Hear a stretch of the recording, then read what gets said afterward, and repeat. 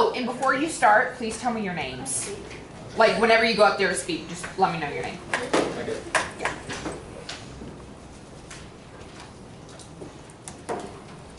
My name is Connor Henry. Perfect. Okay, Connor, we're ready when you are. Good afternoon. Thank you all for coming out to support our debate. Today we will be arguing the affirmative of the following case. The United States federal government should pass the Confederate Monument Removal Act S1772. The following terms will be defined to further clarification. Definition number 1. Confederate Monument Removal Act. We define the Confederate Monument Removal Act as removing all statues of individuals who voluntarily served the Confederate States of America from display in the Capitol of the United States, Washington, D.C., to the Smithsonian Institution, museums, exhibitions, or cultural centers. This is defined in the bill itself. Definition number 2, Confederate. We define Confederate as the group of individuals who served voluntarily in the Confederate Army during the United States Civil War. This definition also stems from the bill itself. Definition number 3, monument. We define monument as a statue, building, or other structure erected to commemorate a famous or notable person or event. This is defined within the Oxford Dictionary. Definition number 4, removal of statues. We define removal of statues as moving these Confederate monuments to the Smithsonian Institution for storage or contextual display. This also is defined within the bill itself. Definition number 5, return of statues. We define the return of statues as the states that own these statues can request to have their statues shipped back to their state. In this case, the states themselves decide the fate of the monuments. This definition, once again, comes from the bill itself. Now, presently, these statues are commemorating the former Confederate States of America, which is absolutely ridden with racism and inequality. These statues need to be removed or returned to their state because they commemorate the denial of humanity to millions of Americans. There is precedent that the Confederate statues are or have already been removed or returned. According to the New York Magazine, 32 statues have already been removed or returned to their state. And on top of this, in an article by Ariel Edwards Levi, published by the Huffington Post, 88 million Americans are in favor of passing this bill. The following advantages will help further this argument. First of all, we are no longer commemorating the Confederate soldiers who fought for blatant inequality. Secondly, this bill would contextualize the statues by preserving them and or placing them in a setting to do so, like in a museum for historic context. Lastly, we should replace these monuments with figures who have fought for the betterment of humanity, like Rosa Parks or Martin Luther King Jr. If these changes are made, society will be improved for generations to come. Any steps that we can take now can and will benefit America as a society, promoting an equal, non-discriminatory state. As Frederick Douglass once stated, "Whatever else I may forget, I shall never forget the difference between those who fought for liberty and those who fought for slavery." It is because we agree with the ex-slave and abolitionist Frederick Douglass that we affirm this case. The United States federal government should pass the Confederate Monument Removal Act S1772.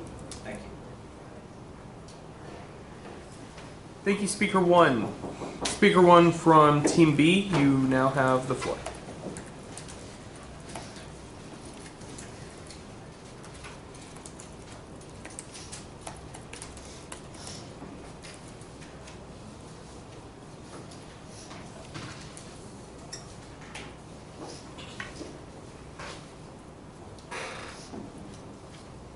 What's your name? Ashley, sorry. No, you're good. Go ahead. Good afternoon, and thank everybody for coming to support our debate today. Today, the con side will not be refuting any of the definitions put forth by the affirmative. We agree with all of those. However, the con side does negate the resolution by stating that using the statues as a teaching tool would be more effective and cost efficient than removing them from the National Statuary Hall altogether. According to the bill in question, the Treasury has appropriated $5 million for this project. This includes the removal, transfer, security, storage, and display of the statues. Of this amount, $2 million is allotted for the architect of the Capitol, and the remaining $3 million for the Smithsonian. The opposition stands firm in the belief that this money could be used for other government programs, or even to create monuments or a plaque in the National Statuary Hall that state that while the time of the Civil War and before was a dark time in our nation's history, our values have evolved since then, and that is no longer what we believe. This would also show tourists and the American people how far we have come as a nation. Furthermore, there is also evidence to suggest that the removal of these statues could cost more than anticipated. For example, seeing an article posted on June 12, 2017 by Paul LeBlanc stated that the project to remove 4 Confederate statues in New Orleans was originally said to cost $170,000. In the end, the removal of the monuments ended up costing $2.1 million. Additionally, my team and I believe that the Confederate Monument Removal Act should not be passed because the statues will just be relocated, not removed from being on display entirely. According to the bill, the statues would be moved from the National Statuary Hall in the Capitol of the United States to either the Smithsonian or given back to the state that submitted it when the hall was built. If they're in the Smithsonian, they will be seen by millions of people a year. According to the Smithsonian website, there were about a total of 30 million total visits to the Smithsonian in 2017 alone. Regardless of the location, the statues will be seen by the public, so we might as well leave them in the National Statuary Hall to be used as a teaching tool to remind us of our history. Yes, my team and I understand that the history of slavery and racism that has been in our nation since the beginning is appalling, to say the least. But removing these statues will not remove the racism that is in the heart of so many Americans today. It will simply just not be there for us to teach them. The statues serve as a reminder for a dark time in our history, and we should not be proud of the trials our country and its occupants faced during that time period.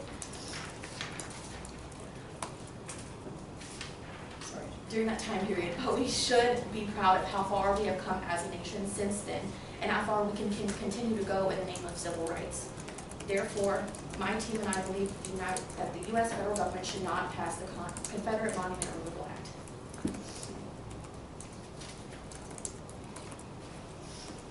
Thank you, Speaker 1. We now have the first crossfire between the first speakers, so if both speakers will head up to the front, we can begin.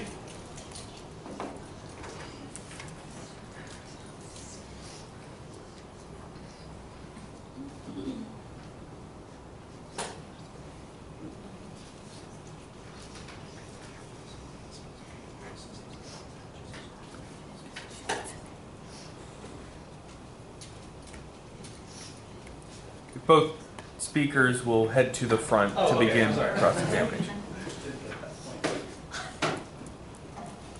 Do you want to go first? Sure. So you mentioned something about the budget, which was $5 million, I believe. Yes. All right, and I just wanted to know how that plays in, considering the federal budget is so large, and I feel like $5 million is such a small percentage of that. No, I definitely agree that that is a small percentage of the total budget, but we still believe that it can be used for millions of other things in our government budget, or to reduce the deficit that we have now. So, they are going to be still seen, correct? So we believe that putting them in a place for historical context is more appropriate than putting them in a building where laws are being passed, in an official government building. I do want to point out that the bill does not say exactly what they would be in the Smithsonian. It doesn't say any context that the monuments would have once they are in that museum. And also, if the states in question choose to take their monument back, there is no way the federal government can regulate where they are put. They can be put in a park, and once they are put in a park, Pleasant Grove City versus Summon, the Supreme Court decision states that the federal government cannot decide what monument is in that park, so it's there, regardless of what the state wants. Okay.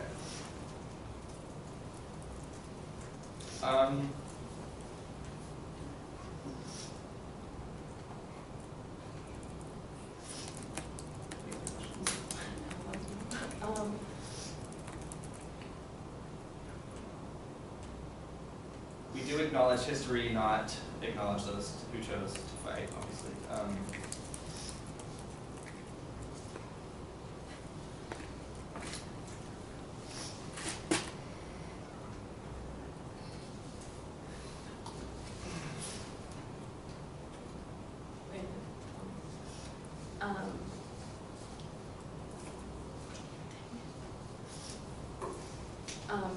just for future reference, if the statues are gone, go back to the states in question, what would the affirmative say be done? I'd agree with them being put up in museums, also just for the contextualization points, just because we don't think they should be on display in a official government building like the Capitol of the United States. And I do again want to say, if they, just for argument's sake, that if they are to return back to the state, there's nothing in the bill, or that could be put in the bill that dictate what the states do with said statute. Fair.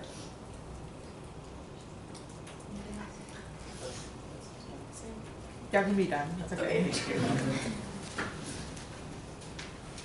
Speaker 2 from Team A, you now have the floor.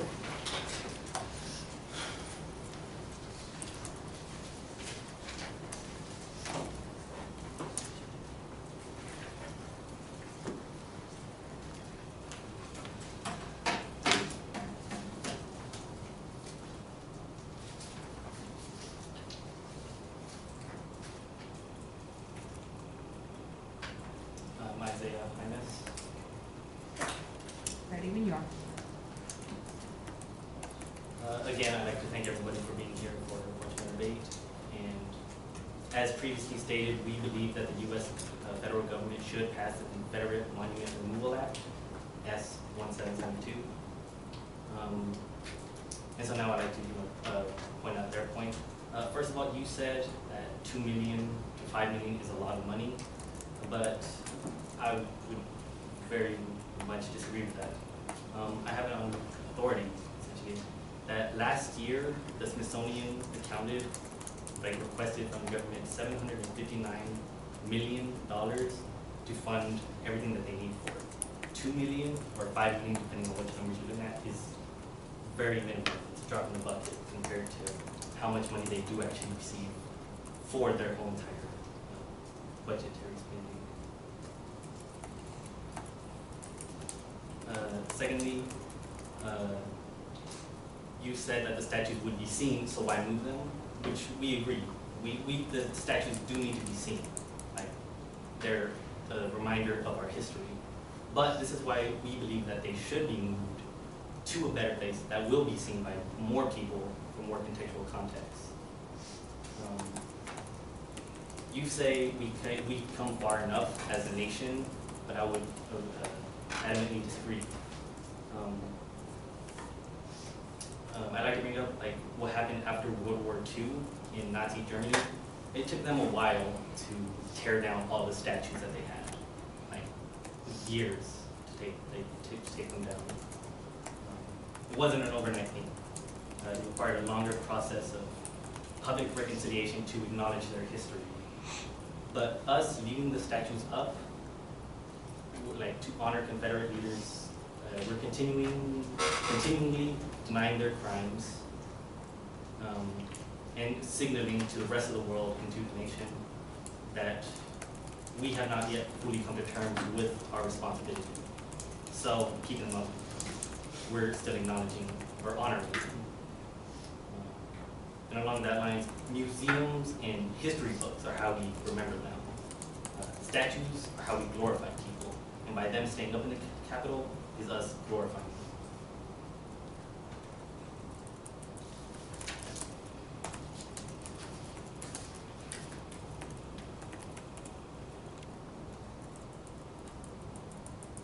And then, like you said, the states could do what they want with statues. So once this bill is passed, if the states want them back, they can have them back. And from there, they can put them in whatever capital they want in their state. But we're talking about specifically the U.S. Capitol, where it's the center point of nationwide and worldwide conversation. So believing that we do pass the bill, if a state so decides to keep the statues, they can. But again, we believe that passing the bill and allowing the statues to be taken down to the Smithsonian. Also, I'd like to point out that the bill states that the Smithsonian architect would be responsible, so he would be able to decide what they do with them. It's not, once they're taken down, no one knows who's in charge of what. So the Smithsonian Smithsonian architect, as designated by the bill, is responsible and has the 2 million to 5 million to remove them and account for them and place them in the judge's cell.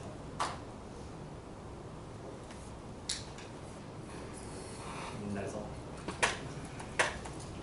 Thank you, Speaker 2. Speaker 2 from Team B, you now have the floor.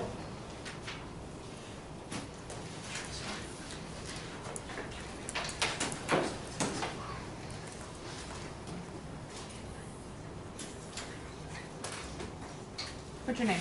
Aurora. So I would like to start off with, we did not say that the $5 million budget was a large amount. We would say that the $5 million could be used for better funding other things, such as getting a plaque or redistributing that money to other government projects. Also, not all of these statues are of prominent Confederate leaders. I have a list of the Confederate states, the states that were considered Confederate at the time.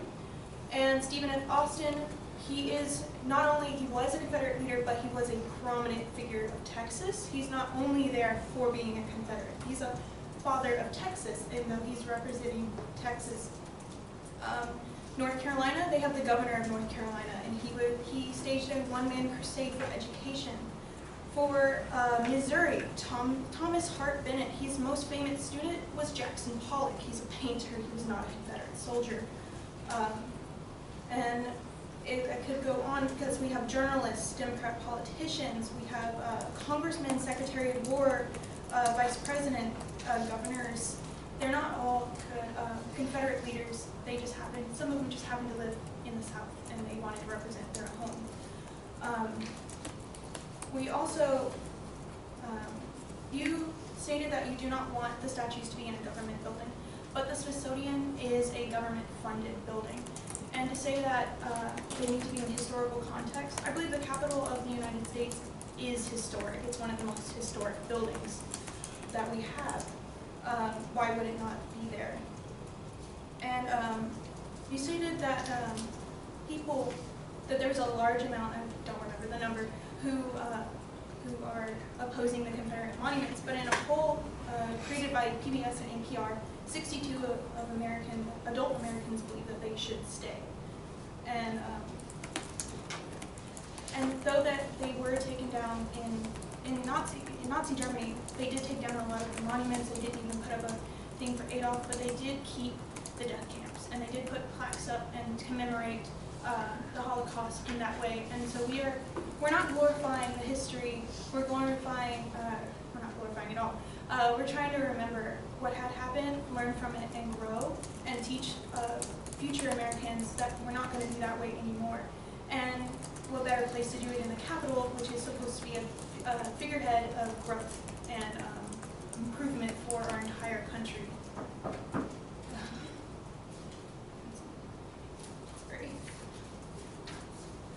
So, again, with removing the costs, again, with the budget, $5 million is nothing, and if we consider that the nation is not very great with planning the budget. In San Antonio, the estimated removal for the statue was only $150,000, and it ended up being $258,600. And in Dallas, it was estimated to be $400,000 to $450,000, according to the NBC Dallas-Fort Worth News. And so, according to the Southern Poverty Law Center, over 150 symbols, 150 symbols of the Confederacy are still in public spaces. How much is it going to cost to remove those?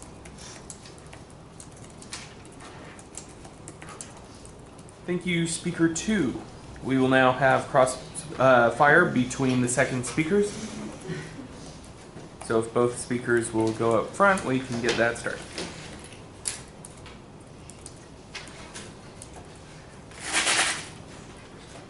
I had to do it before they started talking. 3 minutes beginning now. Well, you said that the 5 million is used for anything, but we would say that you could say that about anything. Any part of their budget could be used for anything. My $10 could be used to help. I could donate it to anything. So say finance fees or anything. It's I would say kind of slippery. And also I would point out that the bill isn't just like the money isn't just for removing the statues. Like the bill is giving them money to then build exhibits and showrooms to fully contextualize these. It says that $3 million is just for the Smithsonian, but it doesn't specify what they're going to do with it. We only know that it's going to be given to them, and there's no details explicitly saying we're going to build exhibits, we're going to put them there. It's up to their discretion. Exactly, it's up to their discretion, so they would be able to then most likely take the statues and put them in historic context. Well, you're making assumptions. You don't know for sure. They could just take that $3 million and then just put them in storage. So I guess we're both making assumptions. Exactly. So we can use those funds for putting up plaques, and we know exactly what that fund is going for. We can just better appropriate use of the funds rather than just mysteriously giving them out. We can have them more explicitly stated, like this is for plaques, this is for educating, this is not just for the Smithsonian.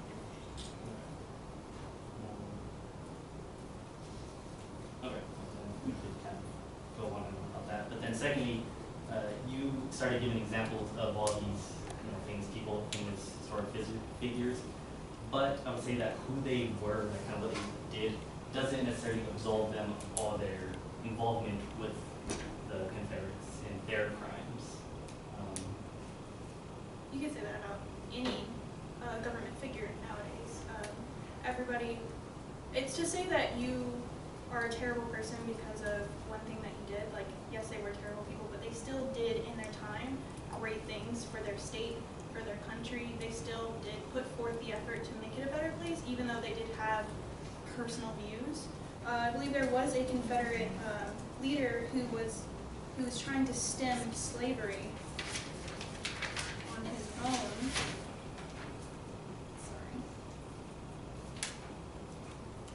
Yes, Henry Clay for Kentucky.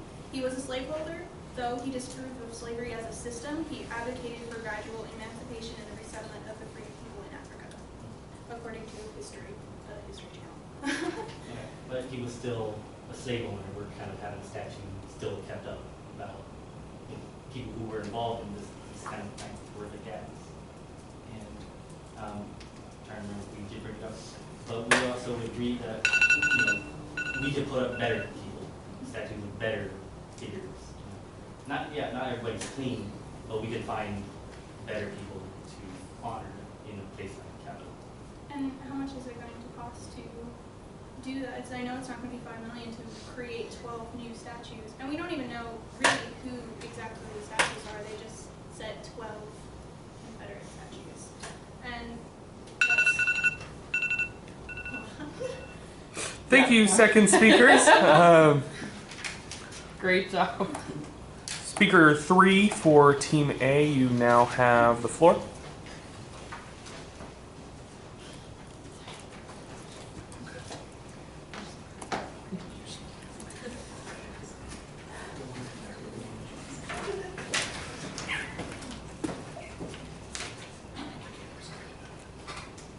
I'm Mary Jane Taylor. Thank you, Mary Jane. My pleasure. Sweet angel. I wanted to thank you guys again for coming out to support us. As Connor stated earlier, removing the statues will no longer commemorate the Confederate soldiers who fought for inequality. The purpose of the Confederate Monument Removal Act, S. 1772, is to contextualize these monuments and statues in the United States Capitol. Moving the monuments into museums will keep the history of the American Civil War without celebrating or commemorating the soldiers who fought for this inequality or slavery. As stated earlier, 32 monuments have already been removed or returned to their home state. Removing these monuments will create room to honor heroes who fought for the betterment of humanity. For example, Martin Luther King, Malcolm X, and Rosa Parks. The list could go on forever. You stated that it would be for educational purposes to keep them up, but going into a museum is just as educationally nutritious as keeping them up in the Capitol. If seen, my question to you is, why not contextualize them? Removing them will create more room for people like Martin Luther King and Rosa Parks, as stated earlier. If statues are going to be, to combat your comment about individuals who have statues who were prominent in the South, who they became does not absolve their involvement of the Civil War. Since elementary school, we have been taught that the American Civil War was about states' rights, which was to keep slavery alive in the South. To cite Frederick Douglass, once again, whatever else I may forget, I shall never forget the difference between those who fought for liberty and those who fought for slavery.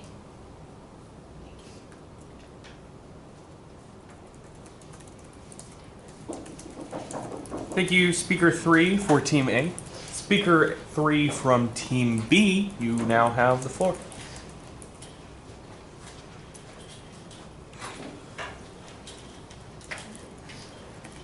It's 4 minutes, right? Jack? Sure. Yes, ma'am.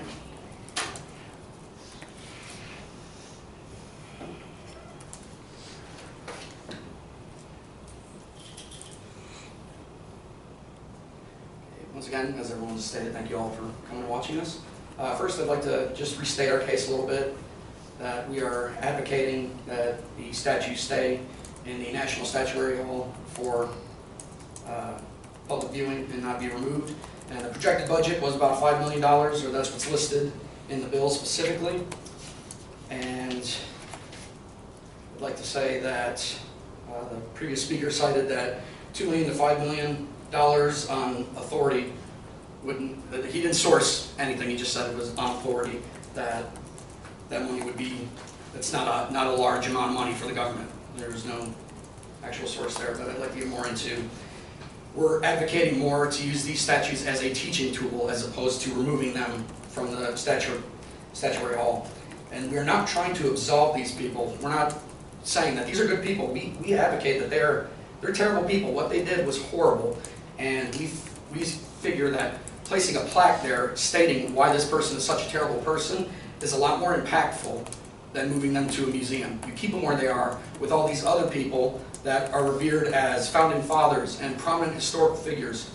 And you place a plaque next to one of them, somebody's going to go, why is this plaque here? They're going to go read it, and you can list whatever you want on there about what happened during the Civil War and what they stood for. That's a more impactful use of the statue than moving it.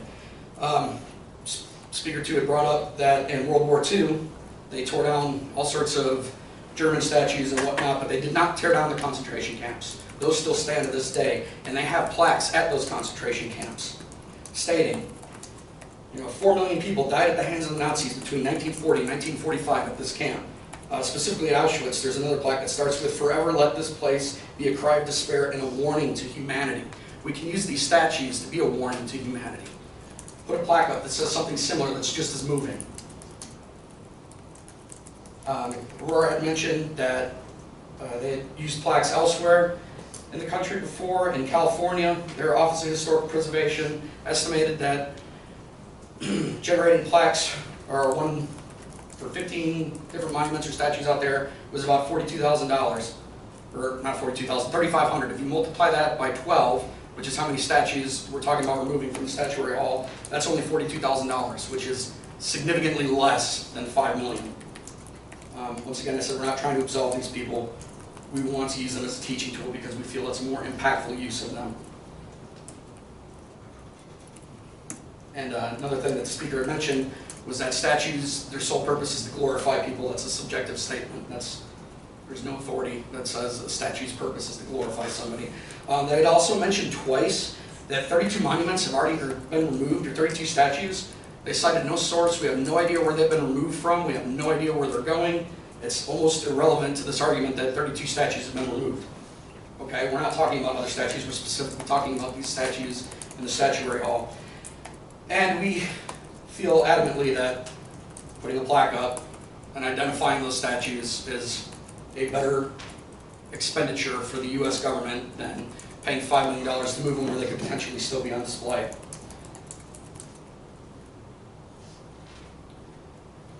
And there were also listed several examples of prior statues being removed, specifically in New Orleans and San Antonio and Dallas.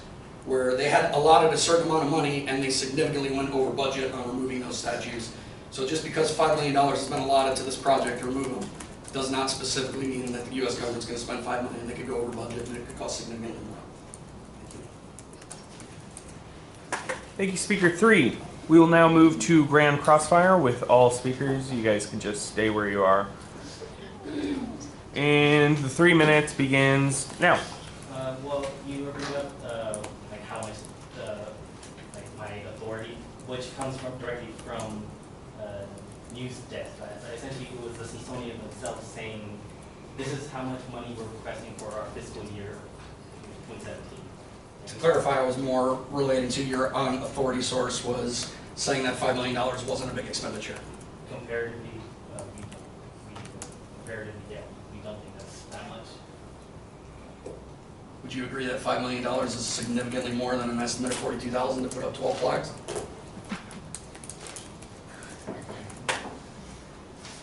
Well, I would say that like the budget, of what another group does isn't the same what the Smithsonian is going to do.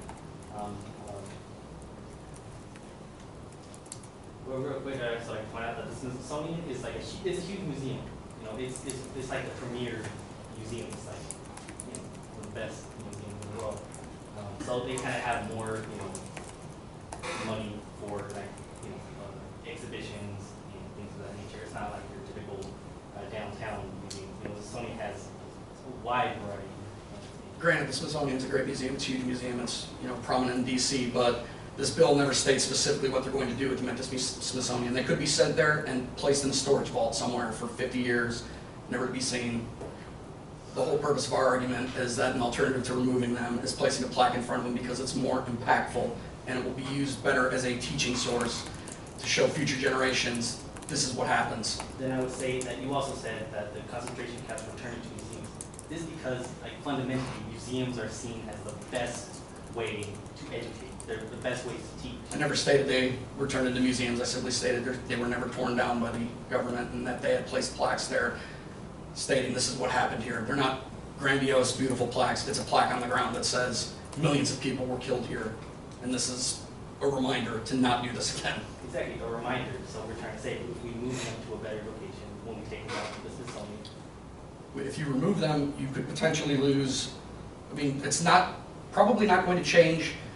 It's definitely not going to change history. I mean, what happened happened, but putting a plaque there, you definitely know what happened. Who's to say that because the states are given a chance to send in another statue. Who's to say that they're not just going to send in another Confederate? Because the bill directly states it. The bill is about taking down statues of people who voluntarily served. Thomas Hart Benton did not serve. But he voluntarily impacted. He lived in the South. So then he would be removed. He's one of the Confederate states. But if he didn't, the bill isn't saying you live you say, oh, he lived in Texas during that time. He's a Confederate. That's not what the bill is saying. It's voluntarily served. Thank you, speakers. Now we have the fourth speaker from Team A giving a final focus. Speaker 4, you have the floor.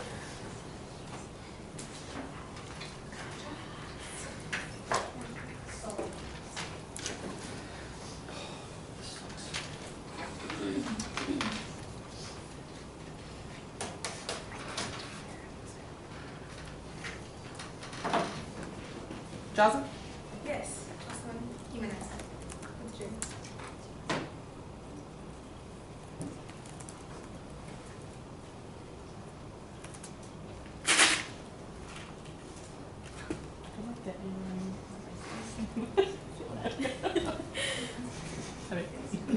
So, first I just want to thank everybody for coming here. Yes, thank you for coming here. Nobody asked you guys to be here, so thank you. Both sides, both teams have provided great arguments. I just want to thank you guys for providing us with a good argument. But I would just like to say the reasons why the affirmative to the U.S. should pass the Confederate Monument Removal Act S-1772. I just want to say why we should win this argument. So first of all, I would like to agree that they were horrible people, but still these statues are to commemorate them. And they ignored. Okay. So we have stated, the reasons why we should wait is because we have directly stated definitions, and we have also, as Connor put, we also put the sources of where we received our definitions, and every definition came with its own source. And also, we stayed in the grounds of Washington D.C. as long as our group did, as long as other groups did too. What I would like to point out is that the other group also ignored that putting plaques next to a name allows for people to be glorified.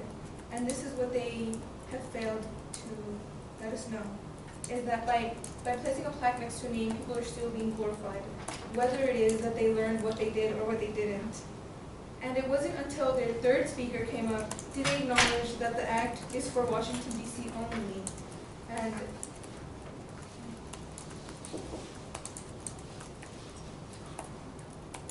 they also brought up that $3 million was a lot to take statues and put them into museums, and that $42,000 was less. But I would still like to say that by simply putting a plaque, which would also cost $42,000, this is still glorifying, and it's not taking away the problems that we have seen.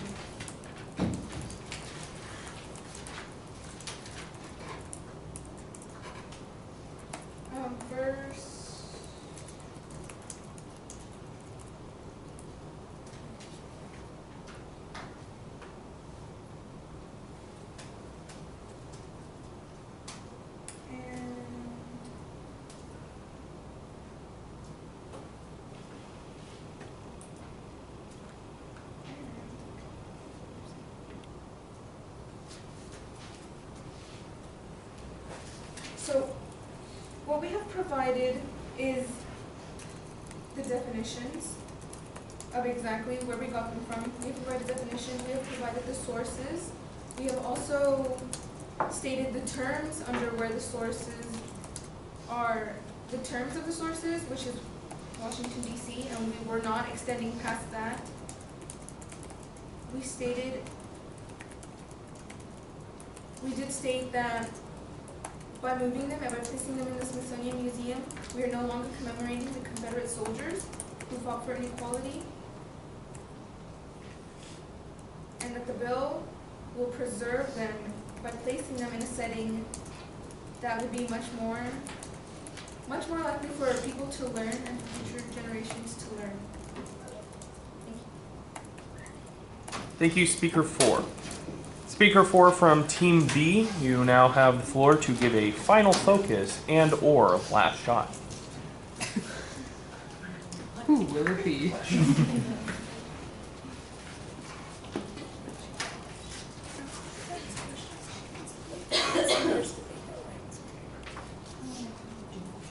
Okay, I just want to thank everybody again for being here, and thanks to my opponents for offering a nice argument for us to go against.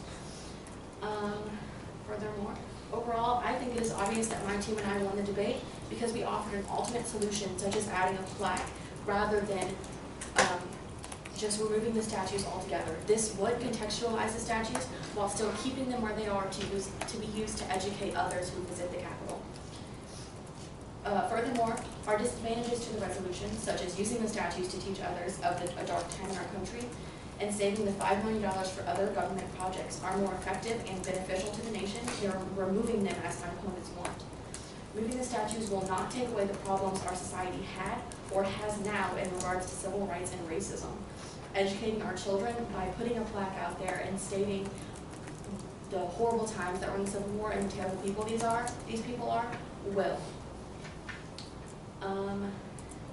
In conclusion, my team and I have shown that it would be in the best interest of everyone if the U.S. federal government did not pass the Confederate Monument Removal Act, because leaving the statues in the National Statuary Hall would be more cost-efficient and beneficial. If the statues are left and a simple plaque was added, it would save the government a lot of money that could be used for other programs and projects, Also, this would preserve the statues and would allow them to become a teaching tool so that we remember the trials our nation has faced. The best we can do for future generations is leave the statues there to teach our children and grandchildren that while that part of our history is not something we are proud of, and it should not be something we are proud of, it still serves to show how far we have come as a nation in regards to civil rights, and shows that we still have a really long way to go.